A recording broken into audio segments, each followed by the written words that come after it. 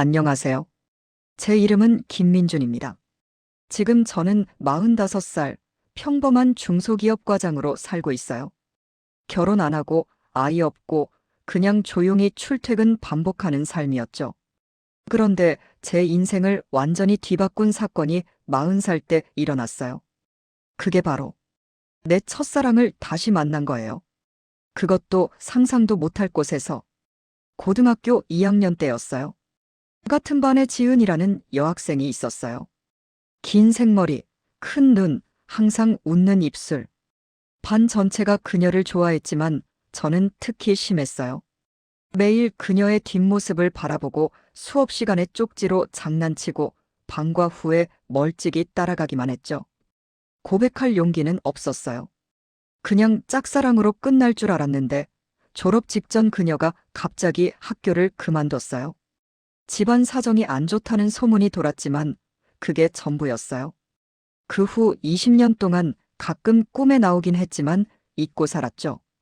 그날은 40살 생일 지나고 얼마 안 된 늦가을 저녁이었어요. 회사에서 야근 후 상사들 회식으로 술이 과했어요. 비는 억수같이 쏟아지고 택시는 안 잡히고 그냥 근처에 보이는 네온사인 간판이 번쩍이는 유흥주점에 들어갔어요. 룸살롱 스타일의 그곳. 솔직히 말해서 제 인생 처음이었어요. 여자 경험이라고 해봤자 대학 때 소개팅 몇 번 실패한 게 전부였으니까. 그냥 조용히 맥주 한 잔 마시고 나갈 생각이었죠. 안으로 들어가 구석 테이블에 앉으니 매니저 아저씨가 웃으며 다가왔어요. 오빠 혼자세요? 재미있게 해드릴까요? 그러면서 여종업원들을 불러 세웠어요. 한 5명쯤 줄지어 서 있는데 그중 마지막 여자가 지은이었어요. 예명은 진이라고 했지만 얼굴은 분명 그때 그 지은이었어요. 화장은 진했지만 눈매와 미소가 똑같았어요. 그녀가 제 옆에 앉으며 술을 따르기 시작했어요. 오빠 처음 오셨어요? 긴장 풀어요. 목소리까지 여전했어요.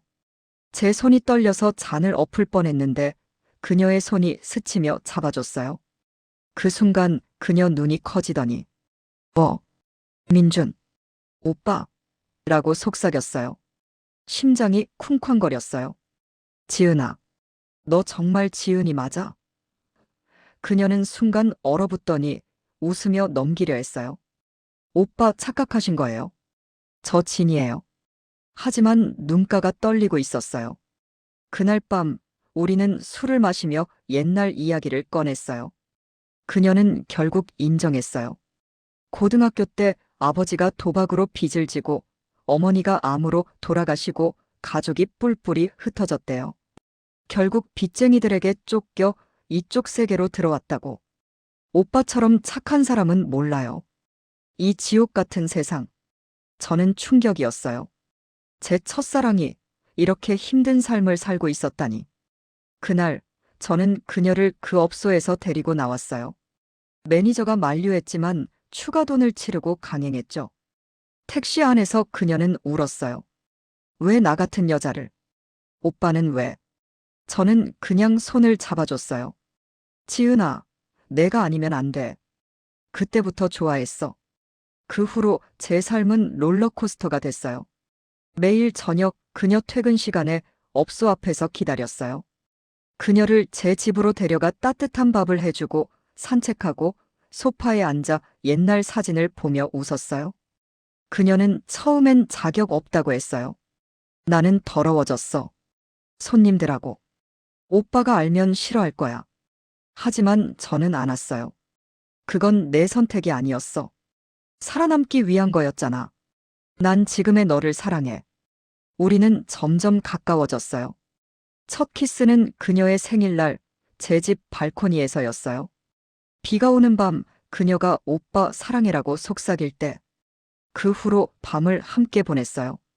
40살에 느끼는 사랑은 10대 때 상상했던 것보다 훨씬 뜨거웠어요. 그녀의 몸에 새겨진 상처들, 옛 손님들에게 맞은 자국, 문신 같은 흔적들을 보며 오히려 더 아꼈어요. 하지만 행복은 쉽게 오지 않더군요. 그녀가 업소를 그만두고 싶어 했지만 빚이 5천만 원이 넘었어요. 업소 사장이 빌려준 돈, 이자까지. 저는 제 모든 저축 20년 동안 모은 4천만 원을 털어서 갚아줬어요. 나머지는 대출 받아 메웠죠. 그녀는 울면서 이건 평생 갚을 게라고 했지만 저는 우리 돈이야라고 했어요. 그런데 여기서부터 진짜 지옥이 시작됐어요. 그녀의 과거가 서서히 드러나기 시작한 거예요. 업소 동료들이 질투심에 소문을 냈어요. 진이가 손님 하나 꼬셔서 빠져나갔대. 그 소문이 온라인 커뮤니티로 퍼지면서 제 회사까지 왔어요. 동료들이 이상한 눈초리로 과장님, 요즘 여친 생겼어요? 어디서 만났대요? 라고 물었어요. 더 큰 문제는 그녀의 옛 단골 손님이었어요. 이름은 박 사장이라는 50대 남자. 돈 많은 건설업자였대요. 그가 그녀를 찾아왔어요. 어느 날 밤 제 아파트 앞에서 그녀를 기다리고 있었어요. 진이야, 나 없으면 너 어떻게 살아? 다시 와. 빚 내가 더 갚아줄게. 그녀가 거절하자 협박했어요. 내 가족들 동생들 어디 사는지 알아. 사진도 있어. 그날 저는 처음으로 폭력을 썼어요. 박 사장이 그녀 팔을 잡아 끌자 저는 달려들어 주먹을 날렸어요. 싸움 끝에 둘 다 피투성이가 됐어요. 이웃들이 신고해서 경찰이 왔고 박 사장은 폭행과 협박으로 체포됐어요. 하지만 그 과정에서 제 비밀이 드러났어요. 회사에서 소문이 퍼져 인사팀에서 불려갔어요. 김 과장, 사생활은 자유지만 회사 이미지에. 결국 승진이 취소됐어요. 그 충격으로 그녀는 더 괴로워했어요. 오빠 때문에. 다 내 탓이야. 그녀는 집을 나가려 했어요. 저는 붙잡았어요. 지은아, 같이 이겨내자. 그 후 우리는 도시를 떠나 작은 지방 도시로 이사했어요. 제 직장은 옮겼고 그녀는 미용 자격증을 따서 작은 미용실을 열었어요. 그런데 또 다른 시련이 왔어요. 그녀가 임신한 거예요. 처음엔 기뻤어요. 우리 아이야. 하지만 그녀는 불안해했어요. 내 과거 때문에 아이가 상처받을까봐. 낙태할까? 저는 단호했어요. 절대 안 돼. 우리 가족이야. 내가 지킬게. 임신 중에 또 사건이 터졌어요. 박 사장이 감옥에서 나온 후 복수로 온라인에 그녀의 과거 사진을 유포했어요. 업소 시절 사진들. 그게 퍼지면서 새 동네에서도 소문이 났어요. 미용실 손님들이 줄고 아이 엄마들이 그 여자애랑 놀지 말라고 했어요. 그녀는 우울증에 걸려 밤마다 울었어요. 저는 모든 걸 걸고 싸웠어요. 변호사를 고용해 유포자를 고소하고 온라인 삭제 요청을 했어요. 회사에서도 다시 안정됐고요. 결국 그 사진들은 대부분 사라졌어요. 아이가 태어났어요. 딸아이 이름은 수은. 은혜로운 빛이라는 뜻으로 지었어요. 그녀를 보며 그녀는 웃었어요. 오빠, 이 아이 덕분에 내가 다시 태어난 기분이야. 하지만 마지막 위기가 있었어요. 제 옛 동창 모임에서 누군가 그녀를 알아봤어요. 야, 민준아, 내 마누라. 옛날에 그 업소에서 소문이 다시 퍼질 뻔했어요. 저는 모임에 나가 솔직히 말했어요. 맞아. 그녀가 내 아내야. 과거는 과거고 지금은 내 가족이야. 누구든 험담하면 가만 안 둬. 그 후 소문은 잦아들었어요. 사람들은 결국 있더군요. 지금 우리는 5년째 행복하게 살아요. 수은이는 4살 매일 아빠, 엄마 하며 뛰어다녀요. 그녀는 미용실을 키워 직원도 두고 저는 회사에서 부장 승진했어요. 가끔 밤에 그녀가 물어요.